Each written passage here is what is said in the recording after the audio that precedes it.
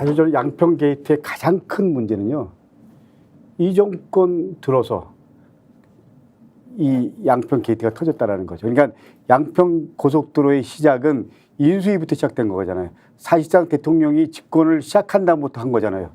이거는 대단히 심각한 겁니다. 이거는 사실이 밝혀지면 만약에 대통령 탄핵이 문제가 아니고요, 대통령 하야시켜야 된다는 게 제 생각입니다. 그런 거 아닌가요? 그러니까 모든 걸 걸고 막는 겁니다. 그리고 55% 노선이 바뀐다는 건 상상이 안 됩니다. 그리고 이걸 용역사가 바꿨다라는 거 아닙니까? 이것도 말이 안 되는 겁니다. 제가 경기도에서 부지사를 한 2년 가까이 했는데요. 실제로 제가 우리 기술직 공무원들한테 물어봤습니다. 용역사가 중심으로 해갖고 노선 변경이 된 사례는 없다. 대부분 발주청에서 요청하고요.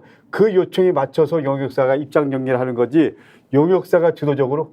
그리고 그 당시에 원희룡 장관이 했던 말 혹시 기억하실지 모르겠는데, 철회를 한다라고 얘기했습니다. 근데 1조 7천억이 되는 사업은 예를 들면 시작할 때도 그렇고요, 철회할 때도 다 순서가 있습니다. 그리고 과정이 있습니다. 프로세스가 있습니다. 그런 거를 마음대로 장관이 할 수 있다. 저는 어떻게 그런 사람이 제주도 지사를 재선이나 했는지 모르겠지만 결론적으로 말씀드리겠습니다. 이 사건은요, 윤석열 정권의 존폐 여부를 떠나서요, 하야 문제까지 거론될 수 있는 문제입니다. 그럼에도 불구하고 지금 국민의힘이나 용산이나 권력기관이 다 막고 있잖아요. 윤석열 대통령이 대통령 된 다음에 인수위 때부터 시작된 건데, 당연히 예를 들면 우리 전 대표님 말씀 철저하게 동감하죠. 자, 제가 이제 말씀드리는 거는 이렇게 명백하게 드러난 사실도 도마에 올려놓고 싸우면 논쟁이 되어서 반은 맞고 반은 틀리게 되는, 이것이 반복되는데 이게 먹히고 있다는 것. 김정욱 박사는 아니 먹히지 않는다, 오히려 국민들은 다 알고 있다고 하는데, 제가 관찰자로서 보면 여기에서 이 문제를 다루는 언론이나 권력자들의 발언, 이런 내용을 보면 그냥 찬반양론이라는 거예요.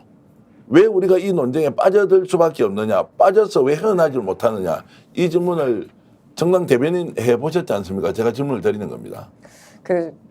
정말 어려운 질문이기도 하는데요. 제 생각 같아서는 두 가지 측면이 있는 것 같습니다. 하나는 뭐냐면 양이 너무 많아요. 양이. 윤석열 정부 들어서 지금 정말 이 특검에 해당되는 사건들이 한두 건이 아닙니다. 한두 건이 아니고 말씀하셨듯이 야당은 예를 들어서 특검을 할 만큼의 지금 의석수를 갖고 있지 못해요. 그러다 보니 제도적으로 이 부분에 대해서 명확하게 수사를 하고 뭘 할 수 있는 상황이 안 돼요. 그러고 나면 또 다른 사건이 터지고 또 다른 사건이 터지다 보니까 사실은 양적으로 많은 부분들이 누적되어 있습니다. 그러다 보니 국민들의 입장에서는 뭐 하나 제대로 해결하고 넘어가는 것이 현재까지는 없었어요. 그러다 보니 일정 정도 이 부분과 관련돼서 피로도면 피로도가 될 수도 있는 거고, 예를 들어서 특히 윤석열 대통령 같은 경우는 끊임없이 거부권 행사하는 거 아닙니까? 그러다 보니까 마치 언론에서는 여기서는 특검법 통과시키고 윤석열 정부 거부권 행사, 이게 지금 왔다 갔다 몇 번 누적되다 보니까 마치 이것이 하나의 사실관계에 대한 의혹에 대한 것보다는 논쟁거리로 만드는 그런 프레임이 저는 있었다고 보여져요. 그래서 이제 언론은 이렇게 얘기합니다. 자, 거대 야당이 국회를 장악하고 나서 횡포를 부리고 이게 입법 폭주를 하고 있다. 그래서 대통령이 거부권 행사 외에는 다른 게 없다. 근데 이렇게 계속 얘기를 하는데 한두 번이 아니고 한 20번 정도 들으니까요. 야, 진짜로 민주당이 거대 야당으로서 입법 폭거를 하고 있느냐. 이제 이런 질문을 거꾸로 또 하는 경우가 김 박사 생기고 있습니다. 제가 오버하는 겁니까? 예, 저는 그렇게 생각하는데, 아니 야당은 그렇게 하는 겁니다. 그렇죠. 아니 전 세계적으로 야당은 권력을 견제하는 거고 언론도 권력을 견제하는 거고요. 그럼 야당이 예를 들면 야당이 입법 폭거라고 얘기하는데, 입법 폭거를 할 수 있을 만한 준거를 누가 제공해 줬습니까? 국민이 제공해 준 겁니다. 그러니까 192 대 108이라는 숫자가 그냥 단순한 숫자로만 얘기되는 게 아니라 다수의 국민들은, 특히 수도권에 살고 있는 오피니언, 그러니까 여론을 주도하고 있는 국민들은 어떤 형태로든지 여당과 대통령을 견제하라고 압도적인 의석을 준 겁니다. 압도적인 의석을 줬으면 거기에 맞게 분야별로 소위 무엇이 문제인지 제기해야 되는 것이고요. 그 문제들을 제어하기 위해서 현행 법률과 다른 법안을 통해서 그것을 다 견제하고 억제해야 되는 게 상식적인 겁니다. 근데 말씀하신 것처럼 언론은 그렇게 얘기 안 하죠. 니네들이 뭔데 그렇게 숫자 가지고 난리를 치자고 얘기하는데, 니네들이라고 얘기하는 언론이 문제인 거예요. 니네들입니까 그게? 그게 니네들입니까? 국민이 만들어준 의석입니다. 그러면 언론은 국민이 만들어준 의석도 존중하지 않는 겁니다. 그럼 언론은 무엇을 위해 존재하는가는 근본적인 질문을 할 수밖에 없는 거예요. 저는 최근에 이진숙이라는 인물이 방통위원장에 앉아 있는데 그 폭거에 대해서 언론들이 소위 동일한 50대 50의 논쟁으로 이것을 다룬다? 비상식적이에요. 왜? 방통위원장은 소위 언론의 공정성을 담보하는 자입니다. 사고방식부터가 공정하지 않은 사람, 수사를 받을 수밖에 없다라고 하는 명백한 내용들이 나와 있는 인물, 거짓으로 일관된 인물이 대통령, 그러니까 국회에서 반대에도 불구하고 대통령이 바로 임명하는데 아무런 문제 제기하지 않는다? 그게 뭐냐? 방통위원장 아래 굴복하겠다는 자기 선언을 하는 거잖아요. 근데 그런 언론들의 양비론을 우리가 인정해야 됩니까? 오히려 저는 언론을 공격해야 되는 게 맞는 거죠. 또 그럼 또 난리를 치겠죠. 어떻게 언론을 공격하냐고. 어쩌라는 얘기입니까 그러면?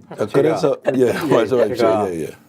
입법 폭거라는 말씀하셨는데요. 네. 제가 21대 4년간 하고 지금 21대 뭐 몇 개월 지났잖아요. 제가 21대 교육위를 4년 동안 했습니다. 그때 야당 단독으로 처리한 거는 딱 하나였습니다. 국가교육위원회 관련된 거. 말고는 한 번도 단독으로 처리한 적이 없었습니다. 제가 그때 교육위 상임위원장한테 아니 우리 국회가 그야말로 합의제 기관이냐. 아니다. 토론하고 마지막에 그래도 안 되면 결국 투표를 통해서 할 수밖에 없는 거 아니냐. 왜 이렇게 여당 떠나서 마지막은 우리 투표로 하는 거다. 최대한 늘리면 상대방 입장 존중하지만 그렇게 얘기한 적이 있습니다. 마지막 다시 한 번 말씀드립니다.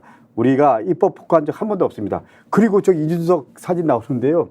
아니 방송통신위 같은 경우는 합의제 기관 아닙니까? 근데 저렇게 마음대로 하잖아요. 그런 거 아닌가요?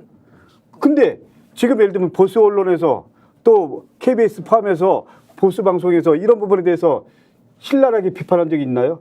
양비론 얘기하고 예를 들면 이 환경을 우리가 어떻게 바라볼 거냐. 이게 대단히 중요한 문제 아닌가요? 지금 현재 언론과 방송의 진실을 규명하는 가장 중요한 잣대라고 생각합니다.